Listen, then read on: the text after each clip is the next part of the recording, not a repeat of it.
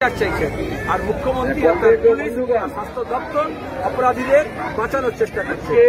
আজকে ঠিক করতে হবে কে ন্যায়ের পক্ষে কে অন্যায়ের পক্ষে, এটাই লড়াই। প্রথমে রাজ্য পুলিশ, সিআইডি, তারপরে সিবিআই কোর্ট মনিটরিং এ। এখনো মনে হয় যে সিবিআই তো সাকসেস রেটও সেরকম করার নেই।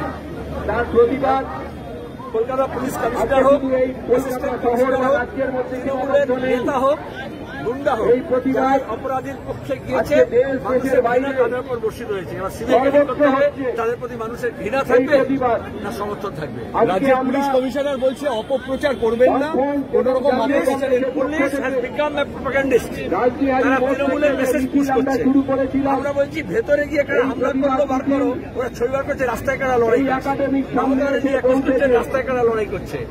আজকে ডিএফএ কর্মীদেরকে, এসএফআই কর্মীদেরকে নোটিশ দিচ্ছে আর অপরাধীদের চেহারা আমরা মুখোশ খুলে দিচ্ছি। যারা প্রতিবাদ করেছে ঝান্ডা নিয়ে প্রতিবাদ করেছে, আজকে যেমন করছি আমরা। আর যারা হামলা করেছে তারা মুখ থেকে করেছে, মমতা ব্যানার্জি কিষেনজির কাছ থেকে শিখেছেন। গতকালকে মমতা বন্দ্যোপাধ্যায়কে যে বক্তব্য দিতে দেখা গেল তাতে মনে হচ্ছে তিনি কি রাজ্যের মুখ্যমন্ত্রী না বিরোধী নেত্রী?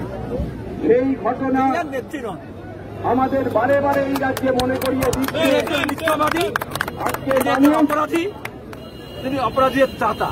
বুদ্ধ ভট্টাচার্য বলেছিলেন যেদিন মমতা ব্যানার্জি মুখ্যমন্ত্রী হয়েছিল অপরাধীদের বুকের পাটা বেড়ে গিয়েছে। এখন অপরাধের বিরুদ্ধে অপরাধীদের জন্য রাস্তা নেমেছে, মমতা ব্যানার্জির মুখ শুকিয়েছে। এবং লাস্ট প্রশ্ন, সন্দীপ ঘোষ, তাকে গ্রেপ্তারের তো কোনো আশাই কোনো কিছুই দেখা যাচ্ছে না, বরঞ্চ 8 দিন বাদে গতকালকে তাকে নিয়ে যাওয়া হয় জিজ্ঞাসাবাদে, ছেড়ে দেওয়া হয় 13 ঘন্টা জিজ্ঞাসাবাদের পরে, আজকে পুনরায় তাকে নিয়ে যাওয়া হয়েছে। কি মনে করছে? দুটোকে এক করো না।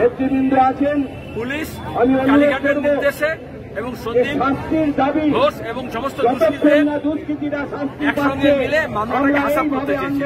হাইকোর্ট যখন সিবিআইকে ইনকোয়ারি করতে দিয়েছে তখন তাকে তুলেছে। আমরা বলছি তাকে বন্দি করতে হবে, হেফাজতে রেখে। আজকে মিছিলের দাবি এটাই, হেফাজতে নিয়ে জেরা করতে হবে। তবে সিবিআই কয়েক ঘন্টা জেরা করেছে। ইবতদাই ইসমে রোতা কে দেখি আগে আগে হতা কি। মমতা বন্দ্যোপাধ্যায় কি আশা করেন সত্যিই তিনি রাজ্যের স্বাস্থ্যমন্ত্রী হিসাবে? আশা কি আছে? সন্দীপ ঘোষকে যারা প্রোটেক্ট করেছে সে স্বাস্থ্য দপ্তরকে ডাকতে হবে। মমতা ব্যানার্জি স্বাস্থ্যমন্ত্রী, তাকেও ডাকতে